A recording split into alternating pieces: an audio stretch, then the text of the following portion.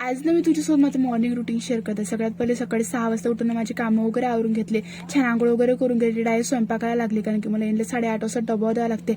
सगळ्यात पहिले तर तांदूळ वगैरे निवडून घेतले, छान भात वगैरे लावून दिला। त्याच्यानंतर मी रात्रीच ना थोडीशी कडधान्य टाकले होते भिजतनी, त्याची चण्याची सुसूळ करायची होती मला। त्यानंतर मी मस्त कडधान्य धुवून छान त्यात मीठ हळद टाकून ना शिजायला ठेवलं। नंतर एकीकडे चहा पिऊन घेतला कारण की थोडासा टाइम होता, मला चहा वगैरे पिऊन त्यानंतर एनर्जी येते थोडीशी। त्यानंतर इकडे भाजीची तयारी करून घेतली, छान मसाला वगैरे बनवून घेतल्यानंतर पटापट ना चपात्या वगैरे करून घेतल्या। चपाती करून झाल्यानंतर ना इकडे बंद पिऊचं काम चालूच होतं खेळायचं। त्यानंतर हे ड्युटीवर चालले गेले, मम्मी मस्तपैकी ना निवांत काम चालू होतं ना। मी पिऊ सोबत थोडा वेळ खेळली, गप्पा मारल्या, छान मस्ती वगैरे केली आम्ही दोघींना पण, कारण की सकाळी ना लेकरासोबत खेळलं ना, लेकराचं मूड छान होते ना, आपलं पण मूड छान होते।